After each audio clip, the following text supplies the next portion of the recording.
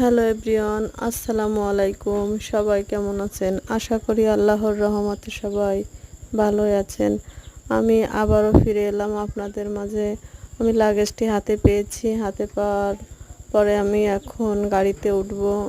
সেই গাড়ির দিকে যাচ্ছিলাম।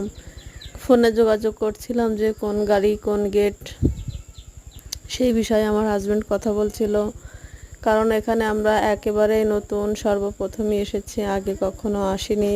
এই জায়গা সম্পর্কে কিছুই আমরা জানি না। ফোনে যোগাযোগের মাধ্যমে আমরা এখানে পৌঁছেছি এই পর্যন্ত।